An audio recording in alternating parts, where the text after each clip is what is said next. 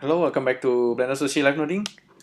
In this episode, we're gonna try to look at how we can kind of hack Blender particles hair using Sverchok.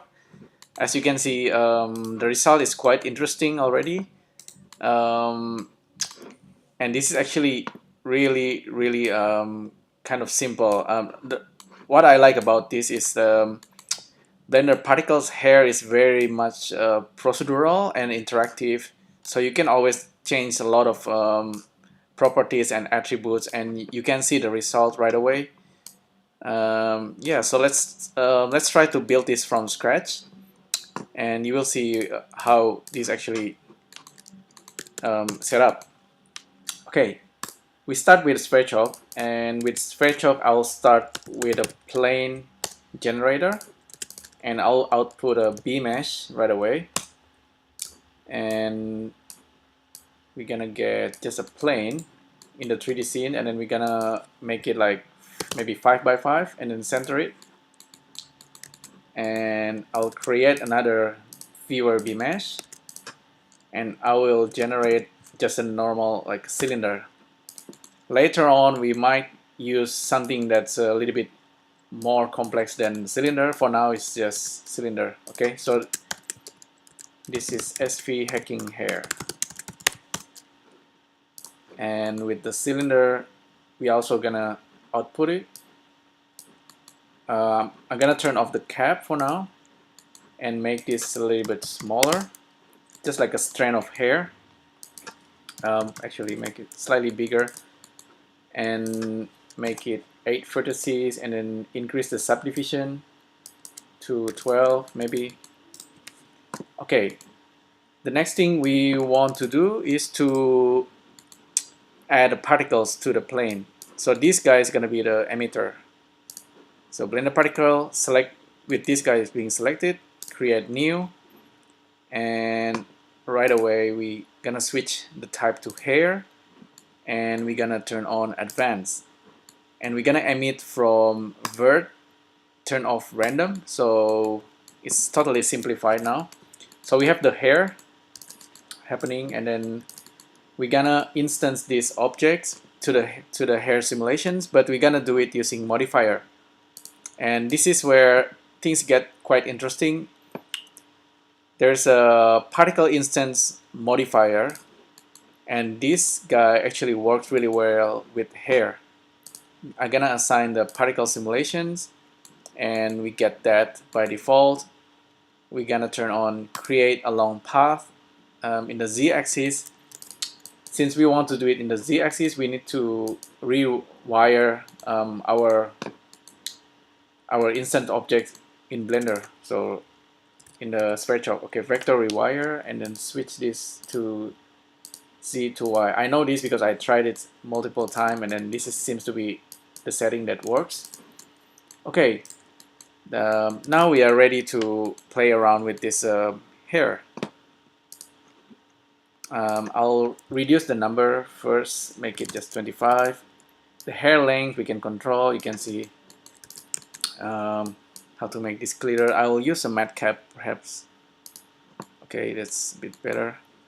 Matte cap and ambient occlusion. And if we go back to the particle instance modifier, you can see there's an option for children. We're gonna turn on children soon, but for now keep it simple like this. You can see we can animate this instance. We can randomize a little bit, and let's go back to the hair simulations. You can turn on random. Since we have only 25 particles, you cannot see how random kind of influence these particles. But if I increase the number, you will see that the random affects how the hair influence the instance. So like that. Okay. I think the thing that I will turn off right away is this particle render as path. We don't actually need this. We just turn it off, and we only now see the instance being affected by the particles. Okay, now continue on. We gonna, if you want to see like a swiggle kind of structure, you can increase the Brownian right away. And yes, now you start to see the things happening. We can also play around with the instance object. I'll zero out the top part so we have like this spiky kind of looking cylinder. See, everything here can still be adjusted in Sverchok, so you can have like a really smooth kind of um, like spiky object there. If you increase the subdivisions, there's a lot of you can control. For example, you can go back to the emitter and then increase the length, and you can see everything's updated right away. It's all very interactive. You can now starting to maybe emit from the face, okay, whether it's random or jitter, random distribution. The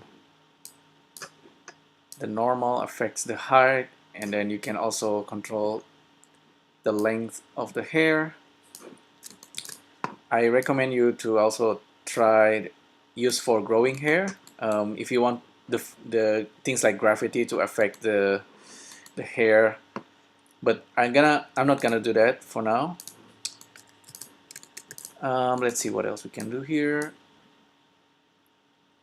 Drag and damp will affect it, of course.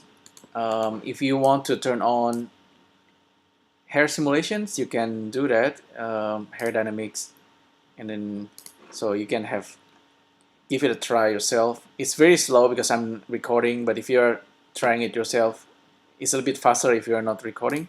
So I'm gonna turn off hair dynamic for now. What's interesting is that you can also kind of use the particle edit.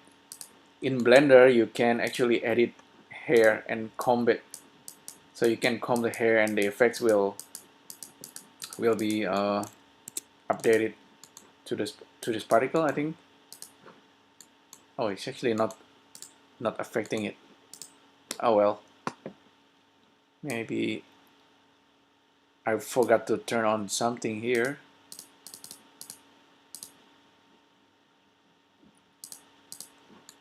Well, doesn't matter for now. You can also turn on the children. So if I turn on the children and go back to the particle instance and turn on children here, we started to see all this the children appears and get multiplied on top of the original object. If I do this correctly, let me try. Sometimes this also crash Blender. I think I need to randomize the size or something.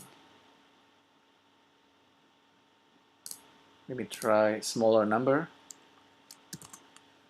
Oops, I put too high value there.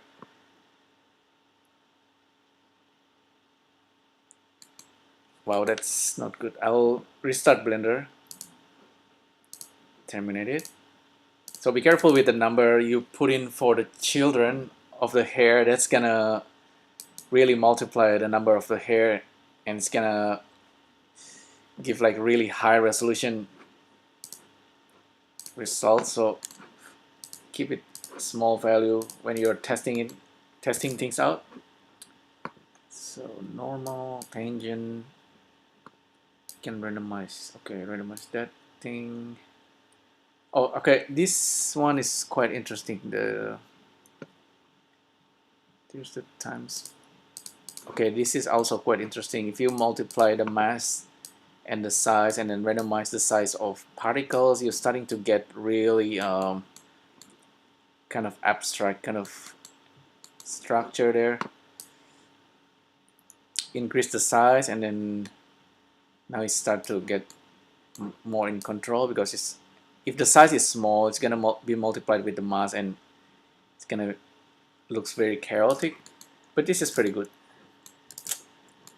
And what else we can do? Guide hair children. children, interpolations, and simple. That's kind of interesting. Let's see if this is actually working first. Turn on children. Okay, that seems to add more particles.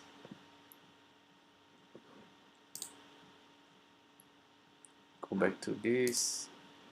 Maybe I don't have too many, like just 25. Multiply by the children. If I turn on interpolation, that's actually a little bit more clear. What is this virtual parents? There's a lot of very interesting option, and you just need to try it. Blender particle hair is actually quite simple and very easy to use, I found. Oops. So yeah, that's the thing. Maybe it's just my computer, but I think whenever I turn on clumping and child hair, it tends to crash. Yeah, so be careful with that options. It works sometimes, but I don't know why it's crashing. So probably I don't need to play around with the children too much. I'll let you try it yourself. Oops, what happened? Okay, I just moved the emitter. Okay, don't worry about children. I'll let you try that yourself. Turn off children. Turn off children. What else we can do next? Yeah, if you go back to Sverchok and back to the original instance objects, you can actually randomize this guy and then get a little bit more characteristic. See, like something like that. See, there's a lot of possibilities here, and everything is still pretty procedural here. You can try other particle physics like Kid and Boyce or fluid. I don't know, the Brownians. Okay, Brownians, nothing too interesting. What else? I forgot to say. Time step. Oh, that's increasing the speed of the particles. See, rotation. Nope.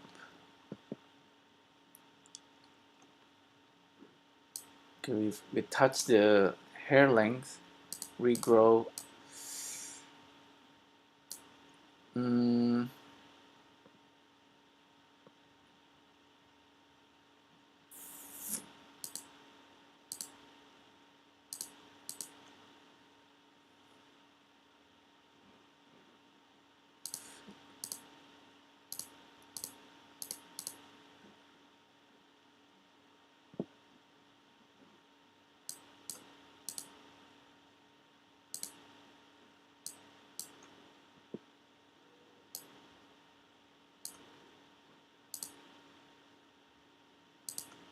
Hair dynamics, no. Even distribution.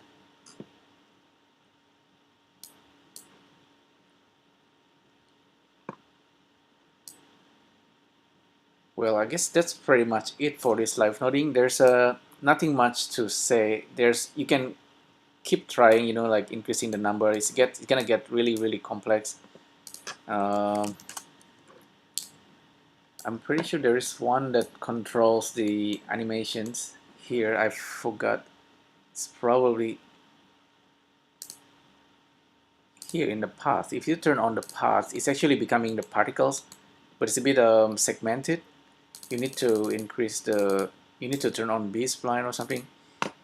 This is a different, totally different simulation. I found I don't know how to explain it, but I don't recommend you to turn on the path. Maybe you can, but I usually turn it off and just use this instancing objects. This is actually smoother.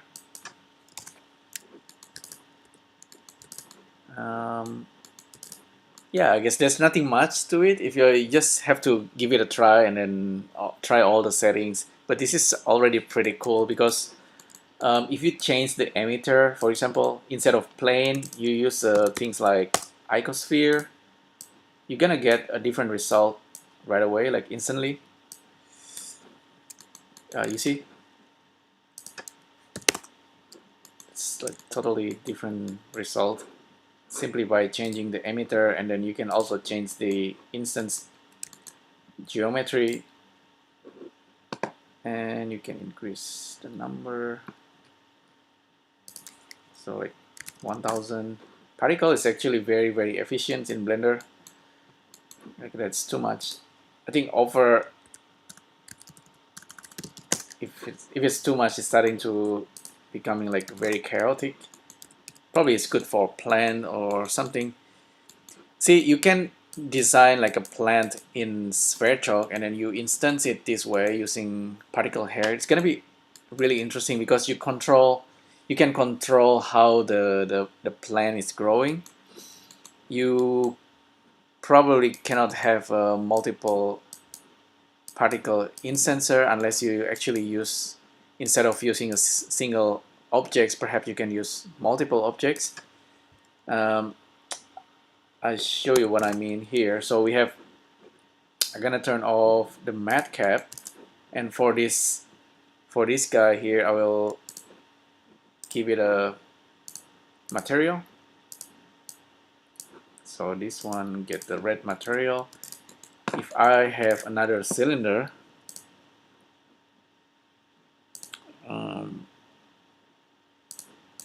let's create another cylinder and viewer B mesh.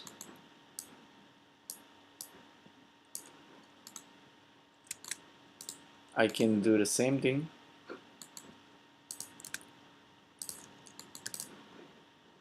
Simply add another particle instancer and give it a, okay, particle system 1 and 2. Okay, this, yeah, we might actually need 2 particle system there because we need to randomize the seed. Yeah, that's the only thing. Anyway, don't need to go too far. For now, just keep it simple. We have these things going on already, and we can tweak this to our hard content. Oh, wait.